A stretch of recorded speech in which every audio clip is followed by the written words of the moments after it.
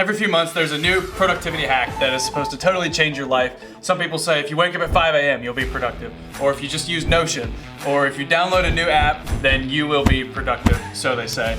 But if you're constantly changing and you're trying to use hacks to be productive, then you're always just starting over. Today, I want to give you 5 habits that have completely changed the way that I approach my work. And if you apply even one of these, you'll see a huge difference almost immediately. The last habit is one that is probably the opposite of what most productivity gurus will tell you. So let's get into it. Hey, my name is Michael Thompson. On this channel, we discuss personal and professional development from a Christian perspective. I'm a husband, youth pastor, and PhD student, and I'm just discussing some things that they've really changed my life, and I'd love to share them with those who are interested. So the first habit we're gonna talk about today is focus on outcomes, not on tasks. And one of the biggest productivity traps is confusing being busy with being productive. You probably know somebody who, if you ask them how they're doing, they always say, I'm busy. Well, it can be good to be busy, but often people that are just super busy are not really intentional with their time. And I remember when I was in school, I'd start every day with a massive to-do list, and I'd answer discussion posts, organize my notes, respond to different messages, knock out all the quick assignments. And then every time I crossed something off, I felt like, I was making a lot of progress because I got to, check the box.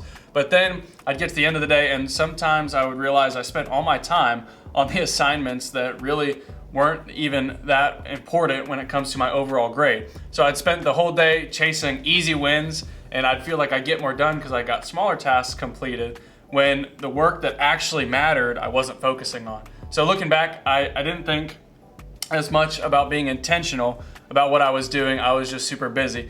And now today, it can even be the same in my work. If I spend all my time answering emails, getting certain messages responded to right away, just administrative work in general, I can spend my whole day, if I'm not careful, working on things that aren't the most important.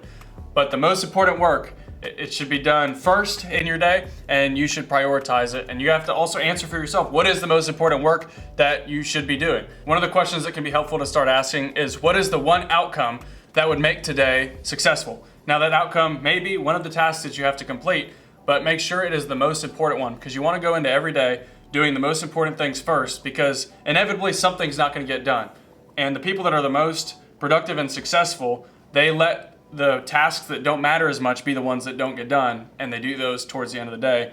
That way, when the day starts, they're doing the most important work, and often those are the hardest projects. The sitting down and intentional thinking is not easy, but when you discipline yourself to do that every single day, first thing, then you're setting yourself up to do the important things that aren't necessarily urgent, but that is really what separates people over time. So you have to protect your ability to work on those most important things, do those things first, and then do the less important things towards the end of the day. The second habit is protecting your energy. Now, most people think that productivity is just about managing time, and it kind of is, but if you think about it, you can't add time to your day. So in some ways, you can't necessarily manage the time depending on how you think about it, but you can manage your actions, or better yet, you can manage your energy. So when people say time management, really they're talking about controlling their own actions. You can't really add time or subtract time, but you can control the actions that you do. And for the longest time, I thought that being productive, it meant constantly, as I mentioned earlier, being busy. And I'd answer emails, jump into projects, notifications would pop up, and I'd respond to them right away. And then over time, I realized that that's really not the most efficient way to manage my time or my energy. And before I knew it, I'd spent the whole day switching from one task to another. And a big thing that has just really changed my life has been focusing on one task for a period of time, rather than just switching throughout the day. Because a lot of times I'd have different errands to run, and I'd go throughout my day, taking breaks here and there, and I wasn't really strategic. But now I spend consistent blocks of time, uninterrupted, where my phone does not get a hold of me, working on the most important tasks. As I was mentioned earlier, those are the most important things, are the things you should be doing first in the day. And this will, depending on your job, that looks different for different people, but I'm a youth pastor and I preach sermons, and so it's very important that I intentionally sit down and get into God's Word and spend focused time doing that, rather than getting distracted by my phone. But I will say that not everybody appreciates someone who works intentionally and doesn't get distracted, because in our society today, people expect to be able to just call you and get a hold of you at any point in time. And if you're going to be someone who's going to do the most important work, when you're first starting out in your job, when there's different requirements of everyone, and you may not be able to spend hours on end working on something. But over time, if you're doing high quality work, then you need to get time where you're not distracted.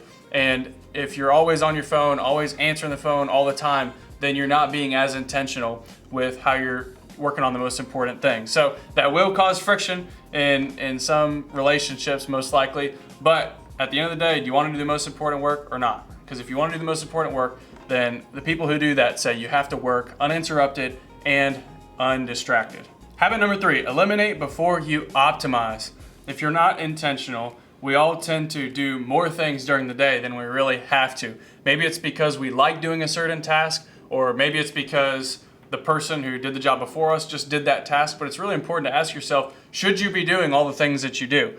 Ask yourself, can I eliminate this? Can I automate it? And can I delegate it? I was talking to someone this week about delegating, and I made the statement that as you move up the work ladder or whatever, you can delegate more.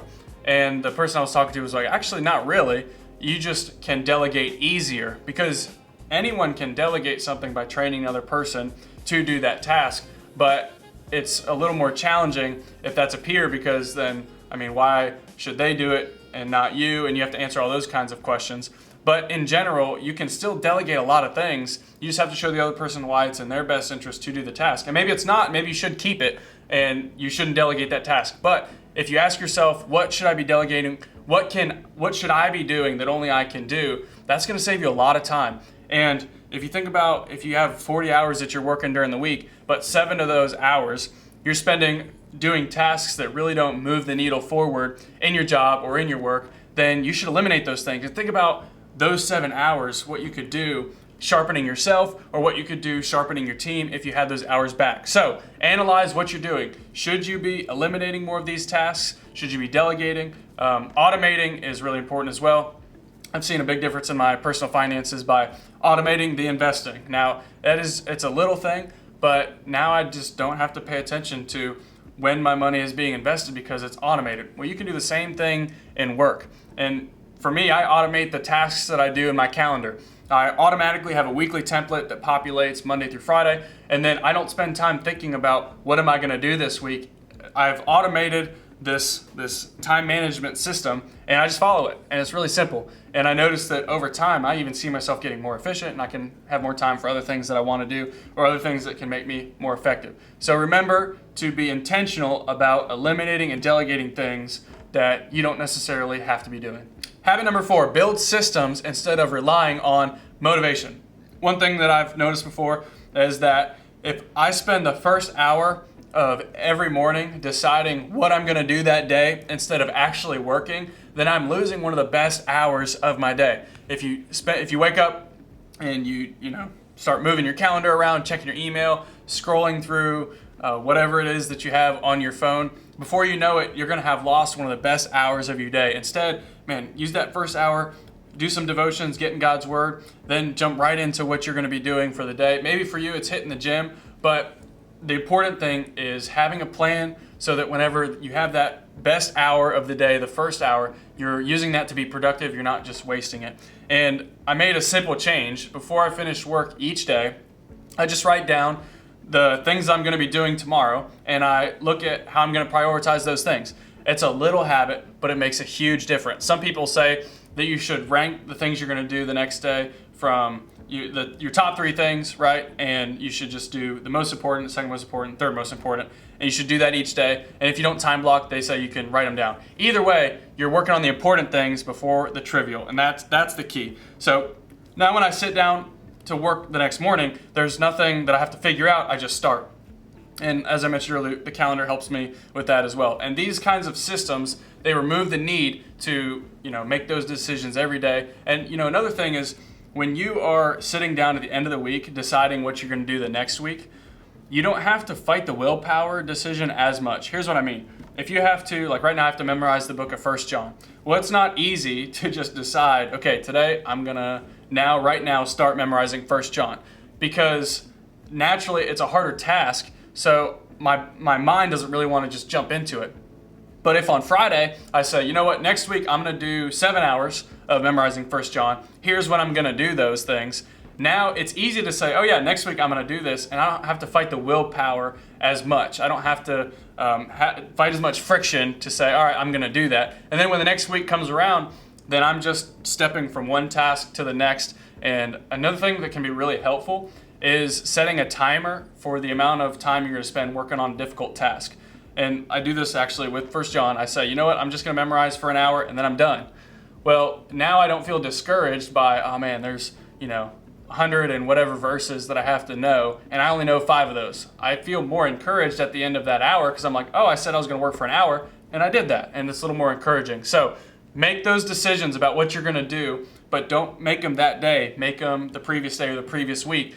That way you don't have to fight as much of the willpower friction when you know that you have to do one of those important tasks. You say, all right, I'm gonna do that next week. And it's easy on Friday to say that. So make those decisions ahead of time, pre-decide what you're gonna be working on, and you're gonna be a much more efficient and effective person in how you manage your time. Habit number 5, rest before you're supposed to. Now, as you go through life, there are certain seasons that are busier than other ones. And with kids, finances, all those things are constantly changing. But one thing that should be part of every single week is resting. Now, if you are 18 years old and you're just starting working and you're working part-time and you're really focused on resting enough, I'm really not talking to you. That's not really the life stage that I'm describing here. But moving forward, when you have a full-time job, when you're actually working full-time, then it is very important to rest, or you might burn out. Now, there are some seasons, like if you're going and getting extra training or going to school, or I know that like some of my friends, when they're going into the military, they have to do OCS or they have to do boot camp, whatever. And there are periods of time where they're not necessarily allowed to rest. That's, again, not what I'm talking about. I'm talking about when you're making the decision how you're working throughout the week, make sure that you put in time for rest. And there is something to be said about working at a natural pace also. And this is the downside of time blocking. And I feel the effects with this. And it's something that I have room to work on. Because if you're always time blocking, then it can kind of be a little bit oppressive on you if you're always looking at how am I spending every minute of the day, and that can be a little bit discouraging. But rest is a solution to that. Setting aside a day where you're going to be resting, you're not going to be working, maybe even 2 days, but if you rest intentionally, that's going to really help you avoid burnout. And another thing is, when you rest intentionally, you have to get your work done so that you can rest. So if you're familiar with, there's this law called Parkinson's law that work always expands the time you give it. And if you know that you're resting on 1 or 2 of the days during the week, you have to fit your work into the other days. And the work doesn't just expand into those days off because you're intentional with making sure the work is completed and finished. So plan your rest because that's going to really help you avoid burnout. Well, there you have it. These are the 5 productivity habits that actually last. And none of these habits are really about productivity. They're really all about priorities. And you can't necessarily manage your time, but you can manage your energy. And that's what we're getting at in this video. And at the beginning of working on these things, I thought that I had a productivity problem, but looking back, I really had a priority problem. And once I fixed my priorities, the productivity and moving the needle forward in the most important areas totally changed. So here's my challenge for you. Tomorrow, don't start with a giant to-do list. Instead, ask yourself one question. What is the one outcome or the most important task that I should be doing that would make today a success? And then build your day around that. Do that thing first. Or if it's not first, after devotions and then your time with God, and then after the gym, then do that thing. Get right to it. And if you found this video helpful, I hope you'll subscribe and share it with somebody. And we'll see you guys in the next one.